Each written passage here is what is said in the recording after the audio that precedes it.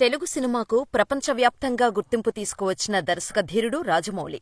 ఈ మాట ప్రత్యేకంగా చెప్పాల్సిన పనిలేదు. ఇప్పటికిప్పుడు ఇండియాలో తోపు డైరెక్టర్ ఎవరు అని అడిగితే టక్కున రాజమౌళి అని చెప్పేస్తాం.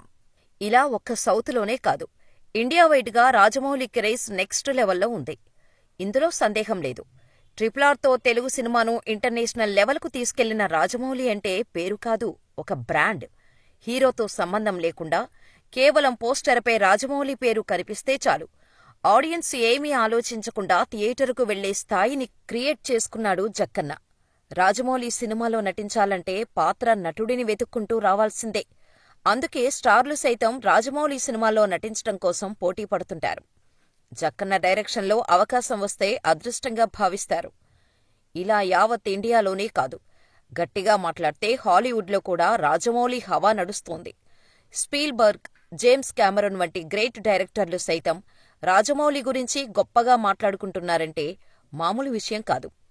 ఇంత కీర్తిని ఆయన గడించటానికి ముఖ్య కారణం ఆయనలో ఉన్న విజన్, సినీ మార్కెటింగ్ స్ట్రాటజీ.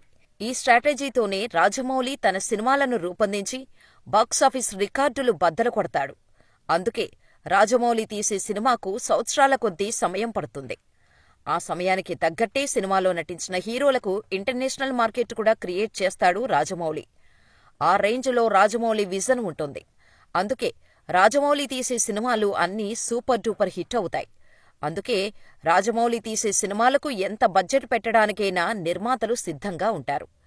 బాహుబలి మొదటి సినిమా ఏకంగా 600 కోట్లు వసూళ్లు చేసి సంచలనం సృష్టించిన విషయం తెలిసిందే.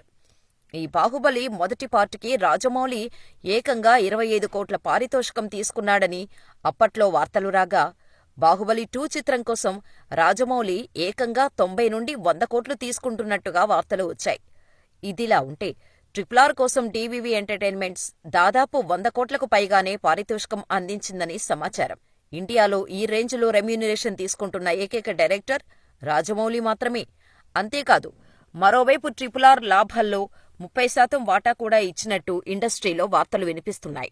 ఒకవేళ అదే నిజమైతే రాజమౌళికి 300 కోట్లకు పైగానే రెమ్యూనరేషన్ రూపంలో తీసుకున్నాడట. ఇలా 100 కోట్లు రెమ్యూనరేషన్ తీసుకునే రాజమౌళి కేవలం 1,00,000 కోసం పడరాని పాట్లు పడ్డాడంటే మీరు నమ్ముతారా? నేను చెప్పేది నిజం. ఓ 1,00,000 రూపాయల కోసం రాజమౌళి పడరాని పాట్లు పడ్డాడట. ఈ విషయం నేను చెప్పటం లేదు, ఓ ఇంటర్వ్యూలో రాజమౌళినే చెప్పారు. ఒక టైంలో రాజమౌళి అక్క అమెరికాలో గర్భవతిగా ఉన్నప్పుడు వాళ్ళ అమ్మను అమెరికాకు పంపటం కోసం 1,00,000 రూపాయలు అవసరమయ్యాయట. కానీ అప్పట్లో రాజమౌళి ఇంత స్టార్ డైరెక్టర్ అవ్వలేదు, చేతిలో అంత డబ్బు లేదు. దాంతో ఏం చేయాలో తెలియక దర్శకేంద్రుడు రాఘవేంద్రరావును అడిగాడట రాజమౌళి. అలా ఆయన దగ్గర 1,00,000 రూపాయలు తీసుకుని వాళ్ళ అమ్మను అమెరికా పంపాడట రాజమౌళి.